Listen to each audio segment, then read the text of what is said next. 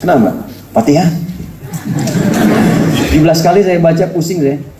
Antum dari mulai balik sampai sekarang berapa ratus ribu kali baca nggak ada. Itulah Al-Quran. Jadi seorang nabi itu mesti ada wahyunya. Nggak bisa cuma dengan mengklaim saya barusan video call dengan malaikat, nggak bisa.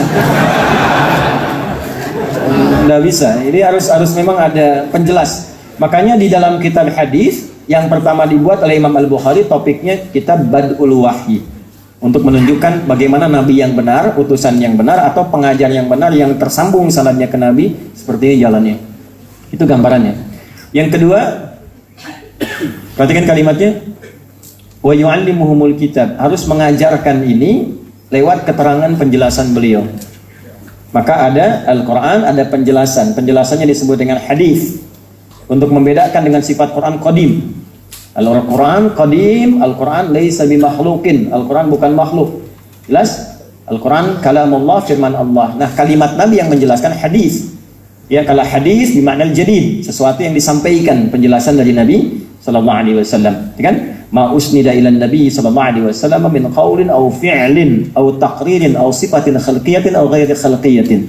Itu definisi ilmu hadisnya. Itu pun nanti harus diriset lagi. Benar enggak kata-kata Nabi? Tahu dari mana? Maka ada ilmu khusus namanya sanad. Disebut dari Nabi, ditinjau dulu, dicek dulu, diteliti dulu. Maka 5 syaratnya ya untuk diterima. Mattasala isnaduhu binaqdil abdid dhabiti 'anil abdid dhabiti min ghairi syudzudin wala 'illatin qadihah. Harus nyambung sanadnya. Benar enggak ada orangnya? Ada enggak?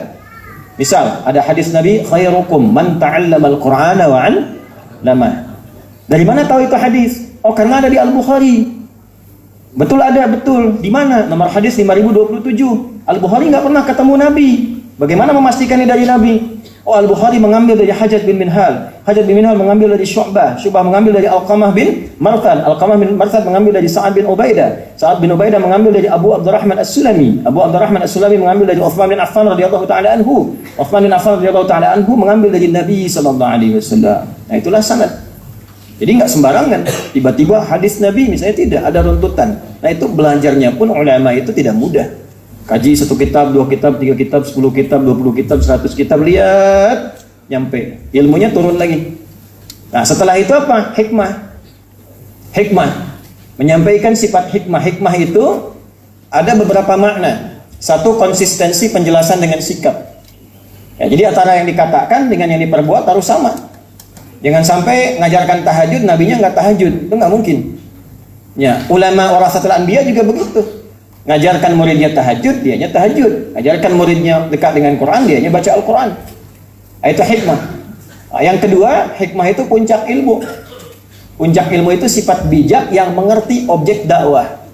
Ke orang tua bagaimana, ke kalangan awam bagaimana, dengan para ulama bagaimana, sikapnya tidak sama.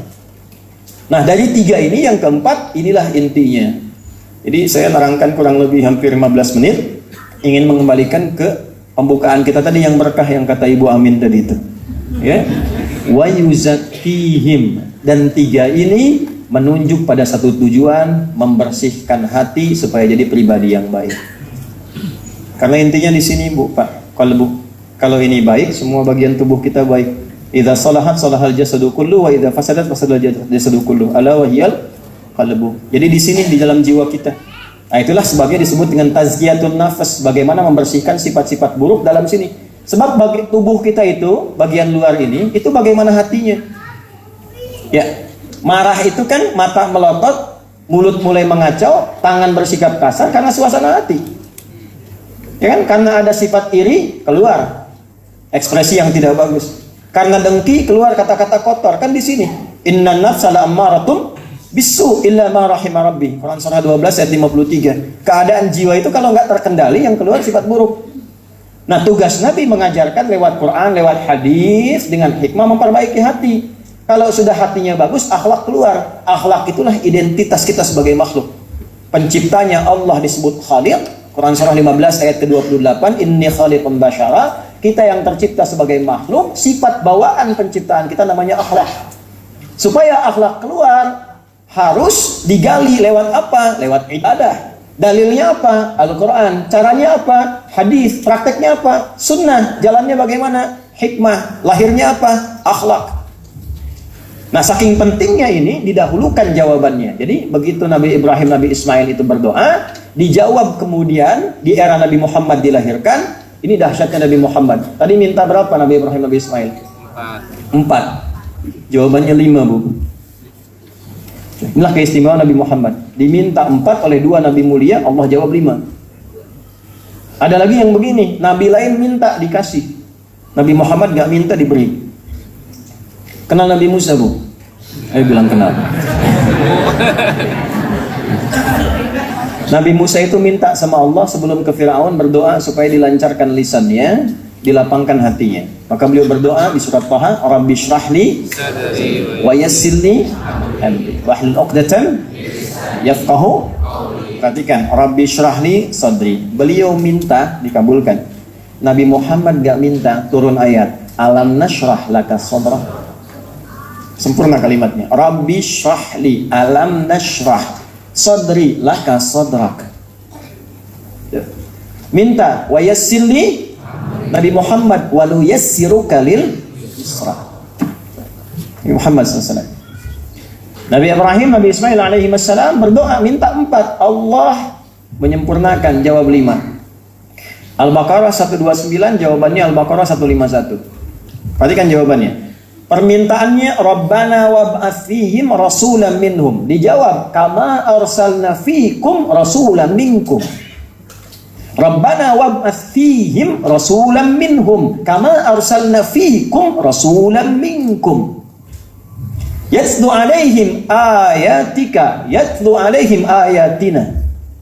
Ya kan? Wa yu'allimuhumul kitab. Tidak? Didahulukan tazkiyah, dikedepankan saking pentingnya tazkiyah. Wa yuzakkihim.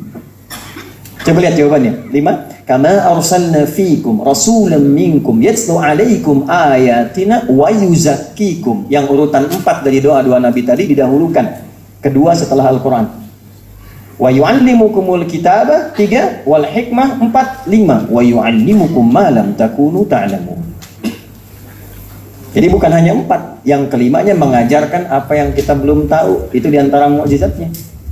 Mana ada zaman pada saat itu tinggal di tempat yang sangat jauh, di tengah-tengah, tidak ada peradaban, kok bisa menginformasikan tentang perkembangan janin.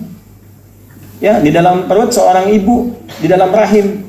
Ya, di surah ke-22 ayat 5 itu kan dijelaskan. Ya, kemudian dirinci di surat Al-Mu'minun bagaimana keadaan ya, janin itu berkembang dan sebagainya. Itu bagaimana bisa menjelaskan itu? Ya, nanti Romawi akan dikalahkan. Alif lam mim ghulibatir Rum. Romawi akan kalah, perangnya belum kejadian.